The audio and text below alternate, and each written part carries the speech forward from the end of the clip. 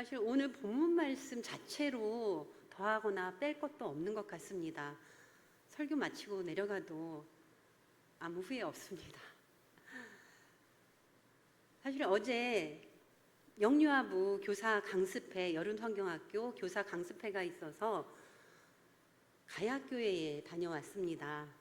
올해 총회에서 정한 주제가 하나님 사랑 하이하이입니다. 제가 텐션이 조금 없어요. 아까 목사님 잘하셨는데 텐션을 조금 높여가지고 텐션 있게 하나님 사랑 하이 이렇게 어제 이제 주제를 가지고 같이 율동도 배우고 주제 말씀에 대해서 같이 나누는 시간을 가졌습니다. 그리고 지난주 월요일은 저희 아동부 여름 캠프 교사 강습회를 또 다녀왔습니다. 교육사님이랑 다녀왔는데요. 이번에 저희 교회학교 여름 성경학교는 좀 특별합니다. 아동부는 4개 교회가 함께 연합으로 여름 성경학교를 합니다. 부산진교회에서 지난 가을, 겨울부터 선생님들이 우리도 아이들이 얼마 없는데 주일학교, 아동부 인원이 많지 않아서 자체적으로 캠프하기가 어려운 교회들이 모여서 함께하면 어떨까요? 이런 교사들의 의견이 있었대요. 그걸 가지고 저희 신대원 단톡 공지가 올라왔습니다. 함께 연합해서 캠프하실 전도사님들 연락 주세요 해서 연락을 드렸는데 4교회가 모이게 되었습니다. 부산진교회, 저희 대흥교회, 명륜제일교회, 진영에 있는 한사랑교회. 아이들이 많지 않은 교회들이에요. 그래서 함께 모여서 또 함께 천국잔치를 엽니다. 하나님의 꿈이라는 주제로 아동부 여름 캠프가 열릴 것입니다. 위에서 많은 기도 부탁드립니다. 또 영유아부는 아까도 말씀드렸지만 우리 총회에서 정한 주제로 하나님 사랑 하이 이 주제로 사랑과 용서에 대해서 함께 나누는 그런 여름 성경학교를 열게 됩니다. 작년에도 그랬지만 저희 부모님들과 함께 또 우리 아이들 함께하는 시간을 일일 여름 성경학교로 열려고 준비 중에 있습니다. 교회학교를 위해서 많은 기도 부탁드립니다. 응원 부탁드립니다. 하나님 사랑 하이하이 이 주제를 가지고 주제 성구가 에베소서 4장 32절 말씀 그리고 골로새서 3장 12절에서 14절 말씀이에요. 함께 나눈 말씀을 주제 성구로 해서 여름 성경학교를 준비하고 있습니다. 말씀을 가지고 오늘 우리는 어떠해야 되나 돌아보려고 합니다. 사실 성도님들이 우리 다음 세대가 따라가야 될 신앙의 거울이시고 본이 되십니다. 바울처럼 나를 따르라. 이런 마음이 아니더라도 하나님 앞에서 우리 다음 세대에게 물려줄 올바른 신앙, 이것을 마음에 간직하시고 예배의 자리를 지켜주시고 기도의 자리에서 함께 기도하며 저희 대흥교회라는 믿음의 공동체, 사랑의 공동체를 함께 이루어 나가시는 이 모습이 우리 다음 세대에게는 더 없는 신앙의 본인 것입니다.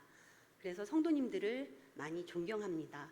성도님들에게 우리 다음 세대의 미래가 달려 있습니다.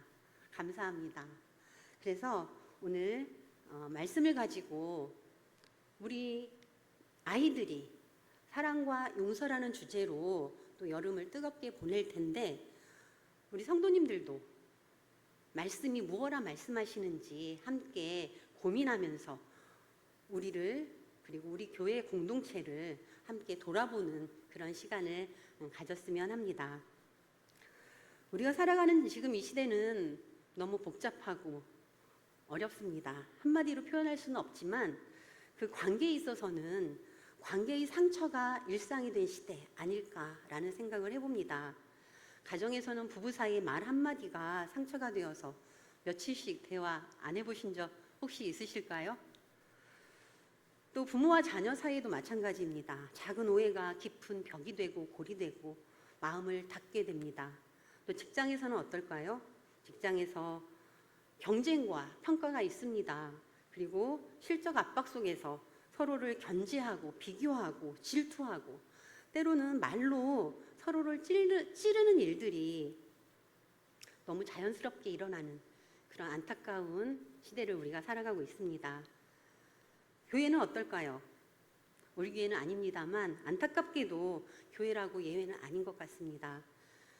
같은 찬양을 부르고 같은 설교를 들으면서도 마음속에는 오해와 서운함이 쌓여 있는 경우가 있습니다. 그래서 많은 사람들이 이렇게 말합니다. 저 사람은 도저히 용서가 안 돼. 저 사람이 먼저 사과한다면 좀 생각해 보겠지만 용서가 안 돼. 이렇게 말을 하죠. 또 시간이 지나면 이런 섭섭한 마음, 속상한 마음도 사라지겠지. 그냥 잊혀지겠지. 이러고 맙니다. 하지만 시간은 상처를 자동으로 치유하지 못합니다. 시간이 지나도 치유되지 않는 그런 상처가 마음속 깊은 곳에서 쓴뿌리로 남아있게 되고 나 자신을 더 힘들게 하고 또 다른 관계들까지도 병들게 합니다. 오늘 함께 읽은 이 두 본문은 이런 시대를 살아가는 우리에게 복음의 길을 제시하고 있습니다. 하나는 서로 친절하게 하며, 친절하시죠? 서로 친절하게 하며 불쌍히 여기며 서로 용서하라 이렇게 말씀합니다. 또 하나는 서로 용납하며 서로 용서하되 주께서 너희를 용서하신 것 같이 너희도 그리하고 예수님이 우리를 용서하신 것 같이 너희도 그리하고 이 모든 것 위에 사랑을 더하라 라고 말씀합니다. 이 말씀을 통해서 우리가 함께 생각해 보고자 합니다. 나는 누구인가? 우리는 누구인가? 또 나는 무엇을 입어야 하는가? 우리는 무엇을 입어야 하는가? 나는 어떻게 살아야 하나? 우리는 어떻게 살아야 하나? 이걸 함께 고민하고자 합니다. 오늘 함께 나눈 골로새서 3장 12절 앞부분을 보면 그러므로 너희는 하나님이 택하사 거룩하고 사랑받는 자처럼 이라고 말씀합니다. 바울은 곧바로 서로 사랑해라, 용서해라 이렇게 명령하지 않습니다. 먼저 우리가 누구인지, 우리 정체성이 어떻게 되는지 생각해 보게 합니다.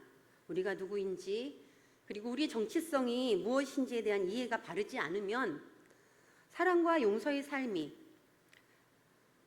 끝없이 요구되는 도덕적 그런 요구로만 느껴지기 때문에 버겁기만 합니다. 과연 우리는 누구입니까? 우리는 우연히 신앙을 갖게 된 그런 사람이 아닙니다. 내가 어느 날 스스로 마음먹고 이제부터 내가 하나님을 만나고 교회를 다녀야지 라고 작정하시고 스스로 결단하고 이 자리에 계신 분 혹시 있으신가요? 드물 것입니다. 아니 없을 것 같습니다.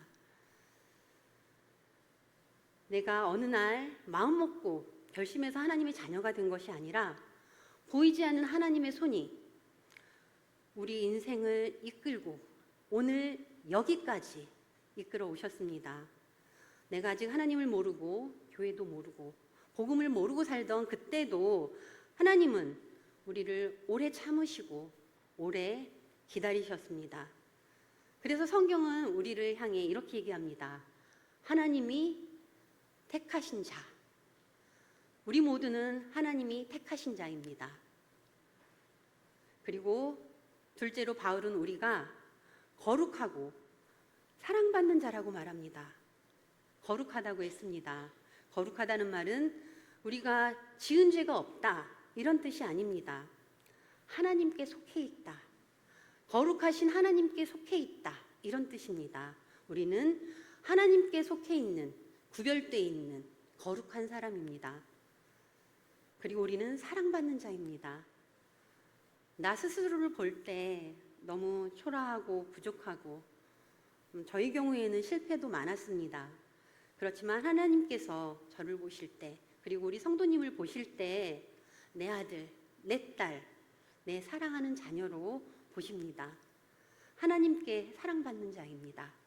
우리가 잘해서 사랑받는 것이 아닙니다. 예수 그리스도 안에서 이미 사랑의 대상이 되었기 때문에 우리가 사랑받는 것입니다. 여기에서 우리가 중요한 교훈을 얻게 됩니다. 사랑과 용서는 성격이 좋은 사람, 그리고 마음이 넓은 사람이 하는 선택이 아니라는 것입니다.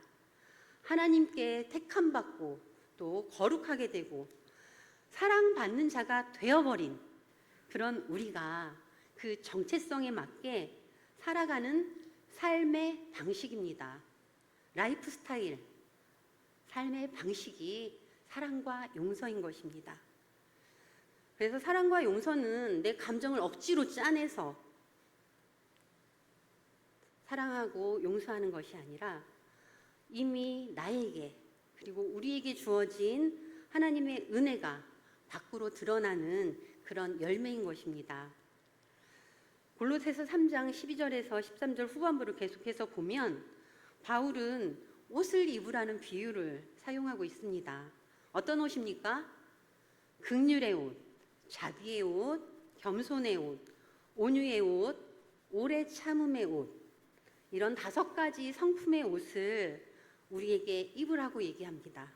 그리고 서로 용납하고 서로 용서하라는 관계의 옷을 얘기하고 있습니다. 긍휼은 어떤 것입니까? 성경이 말하는 긍휼은 단순한 동정심이 아닙니다. 원래 원어를 보면 내장, 창자 이런 뜻을 가지고 있습니다. 상대의 고통을 보고 마음 깊은 곳이 뒤틀릴 정도로 함께 아파하는 그런 마음이 긍휼입니다. 오늘 우리에게 필요한 것은 상대의 실패와 연약함을 보고 왜 저러지? 왜 저러고 있지? 이러는 마음이 아니라 얼마나 힘들면 저럴까? 한 번쯤 생각해보는 마음, 이런 긍휼의 마음이 우리에게 필요합니다. 또 자비의 옷을 입으라고 말합니다. 자비는 다시 한번 기회를 주는 그런 마음입니다. 상대가 마땅히 벌을 받아도 괜찮을 그런 상황에서 그 벌을 다 받으라고 그렇게 하는 것이 아니라 한 번 더 기회를 주는 마음, 이것이 자비입니다. 자비는 약한 것이 아닙니다. 힘입니다. 심판할 권리가 있어요. 근데 그 권리를 잠깐 내려놓고 한 번 더 기다려주는 것.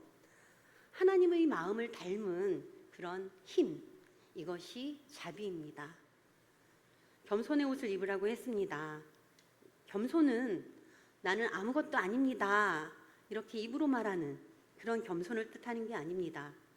실제 관계 속에서 내 생각, 내 감정만 옳다고 여기는 마음을 내려놓으라는 말입니다. 다른 사람의 입장에서도 서보라는 그런 삶의 태도를 말하는 것입니다. 내가 맞고 저 사람은 틀렸다가 아니라 혹시 내가 보지 못한 부분이 있지 않을까?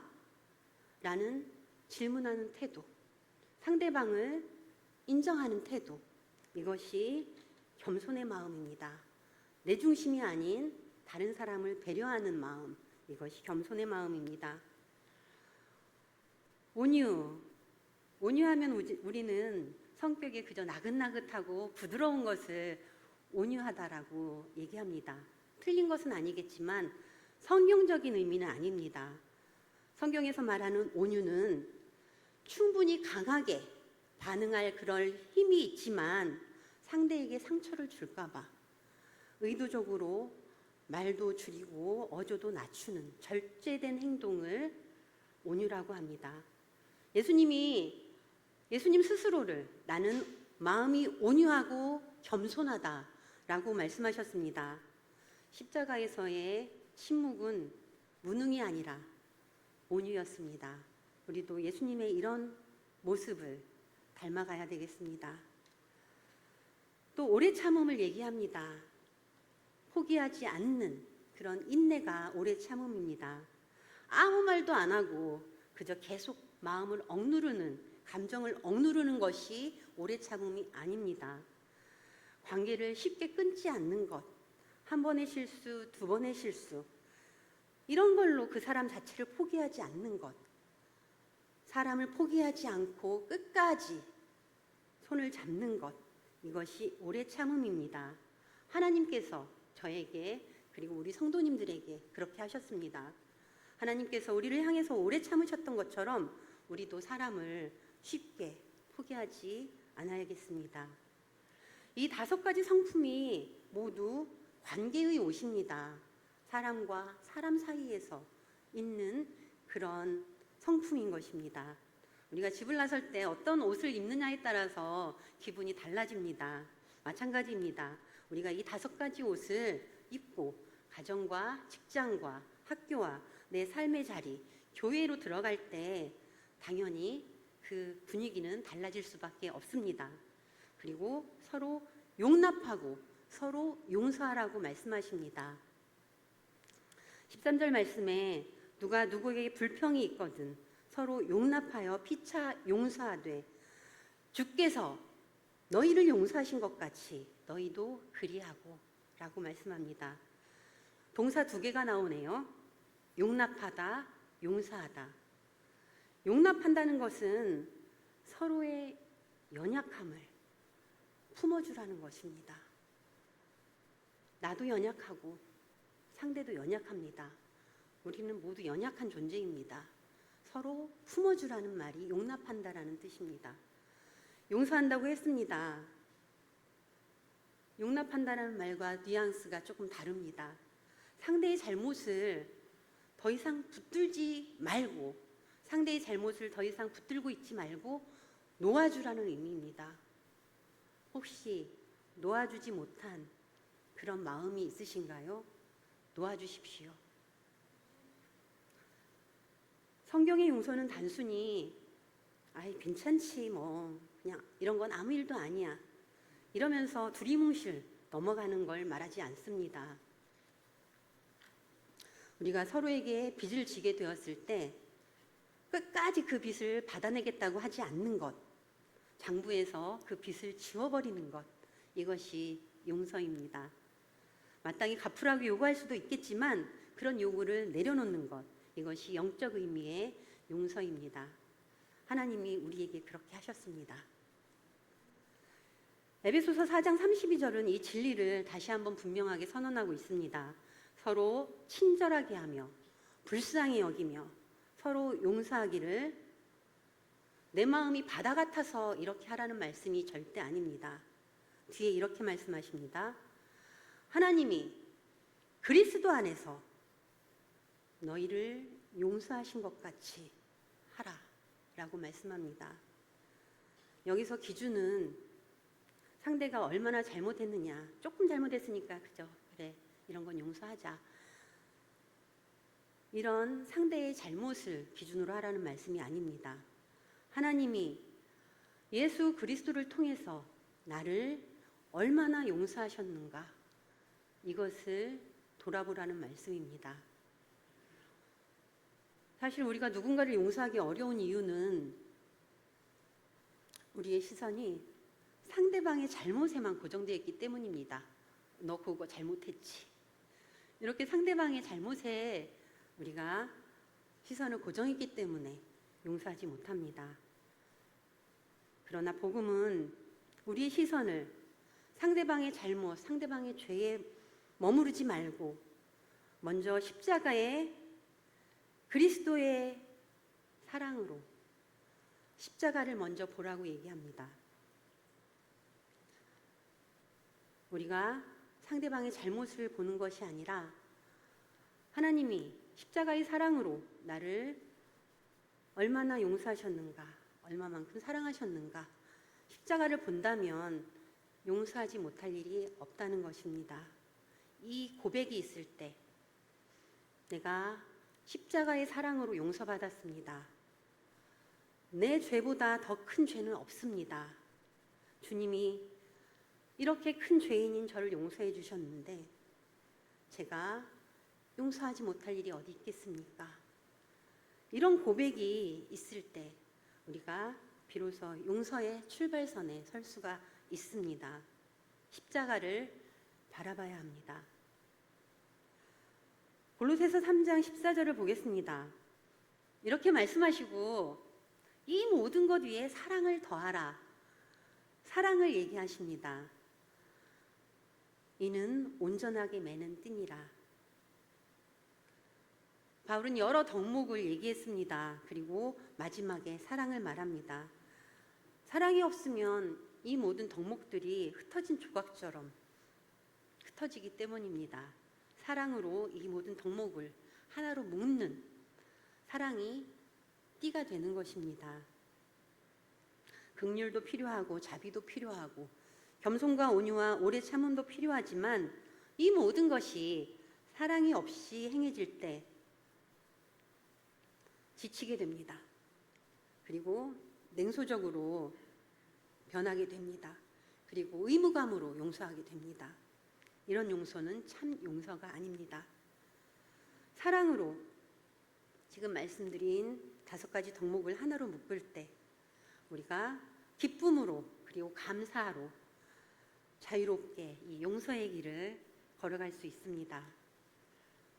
사랑 없이는 용서가 어렵습니다.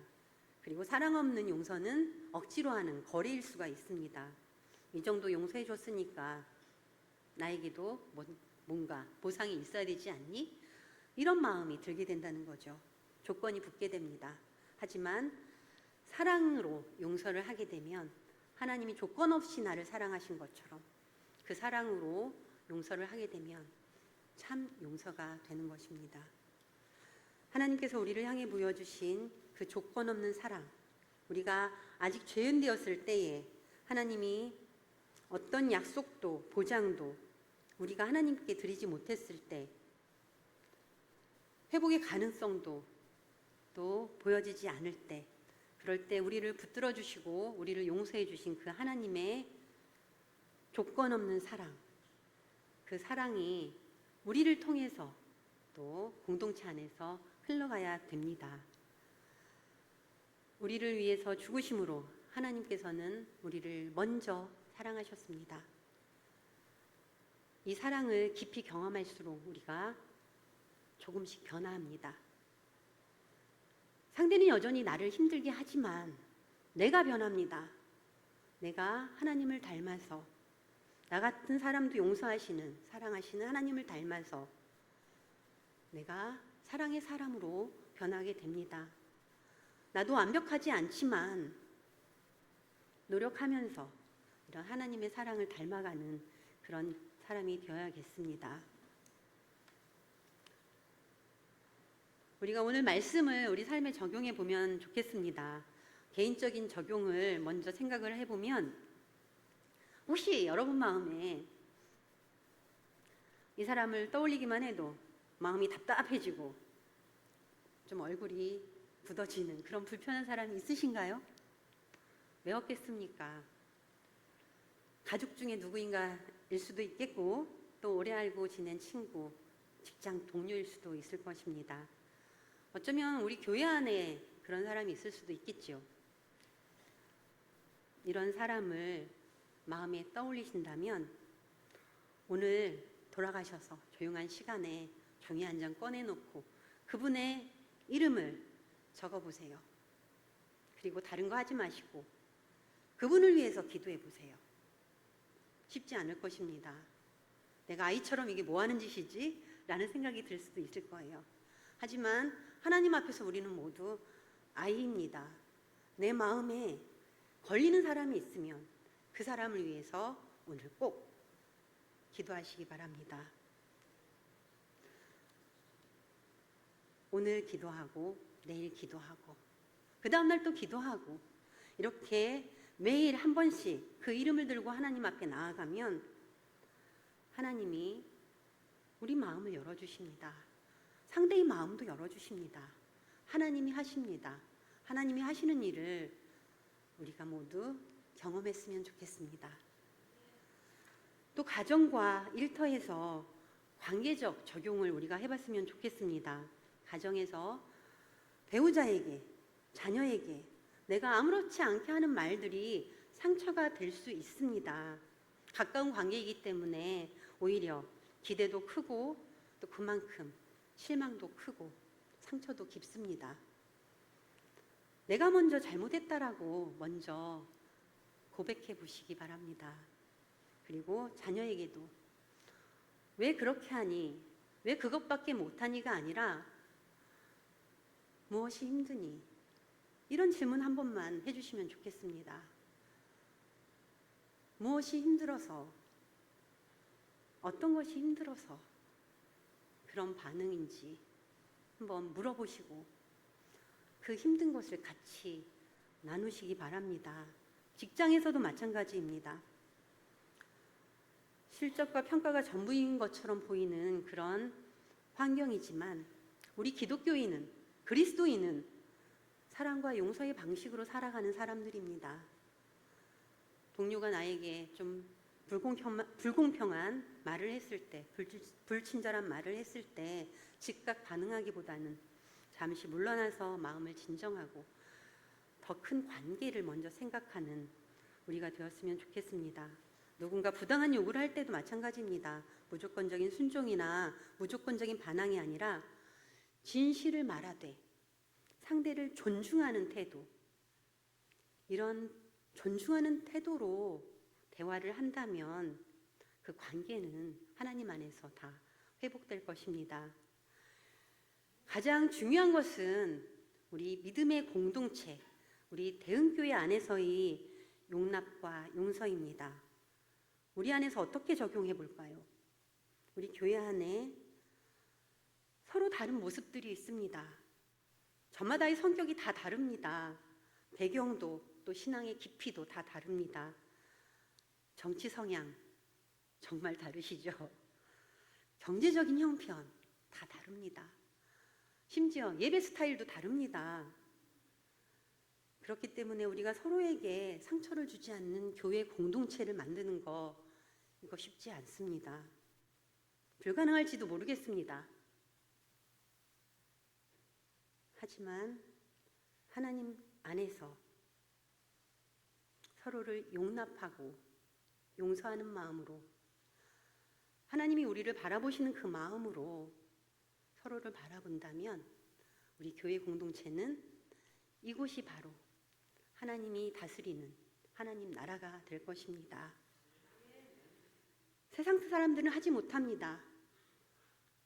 맞으면 맞고 틀리면 틀리고 나랑 다르면 불편하게 관계를 맺지 않습니다. 그냥 잘라버립니다. 돌아섭니다. 안 보면 그만이라고 생각합니다. 하지만 우리 교회 공동체는 그리해서는 안 됩니다. 교회 공동체는 상처가 생겼을 때, 서로 마음이 다를 때 서로를 용납하고 서로를 용서하는 훈련을 하는 곳입니다. 내가 상처를 받았기 때문에 교회를 옮겨버린다. 이것은 위험할 뿐만 아니라 하나님을 배신하는 일입니다. 물론 교회를 떠날 수밖에 없는 그런 이유도 분명히 있을 수 있겠지요. 하지만 어떤 갈등을 이렇게 이탈로 교회를 옮기는 걸로 해결한다면 우리는 어디에서도 하나님의 사랑과 하나님의 용서를 배울 수도 훈련할 수도 없습니다. 이곳이 하나님이 우리를 훈련시키는 그런 사랑하는 그리고 용서하는 그런 공동체인 것입니다. 우리에게 그런 대흥교회라는 공동체를 주신 하나님께 감사드립니다. 불완전한 우리가 복음 안에서 서로를 용납하고 용서하며 신앙 안으로 서로 자라가는 그런 공동체를 만들어가는 것이 하나님이 이 시대에 우리 교회에게 원하시는 모습입니다. 우리 대흥교회에게 원하시는 그런 모습입니다. 우리가 오늘 세 가지를 함께 살펴봤습니다. 우리는 누구입니까? 하나님이 택하시고 거룩하고 하나님께 사랑받는 자입니다. 또 우리는 무엇을 입어야 합니까? 긍휼과 자비와 겸손과 온유와 오래 참음, 그리고 서로 용납하고 용서하는 그런 관계의 옷을 입어야 합니다. 이 모든 것 위에 사랑의 띠를 띠라고 말씀합니다. 사랑이 모든 덕목을 하나로 묶어 온전하게 하는 그런 띠입니다. 오늘 내가 누군가를 용서하지 못하고 있다면 내가 얼마나 크게 용서받은지를, 얼마나 크게 용서받은 자인지를 잊어버린 사람인 것입니다. 내가 하나님께 받은 그런 큰 용서와 사랑을 잊지 않는 우리 모두가 되기를 소망합니다. 오늘 예배를 마치고 돌아가는 길에 성령께서 떠올리게 하시는 그 한 사람 있으실 겁니다. 그리고 그 한 관계가 있으실 겁니다. 그리고 한 상처가 있으실 겁니다. 그것을 다시 십자가 앞에 가져오십시오. 그리고 성령께서 우리 각 사람을 도우셔서 우리 개인의 삶과 가정과 일터와 우리 대은교회 공동체 위에 사랑과 용서의 복음이 실제로 드러나는 은혜가 있기를 기도하며 간구하며 소망하며 나아가는 우리가 되기를 소망합니다. 기도하시겠습니다. 하나님 감사합니다. 우리는 연약합니다.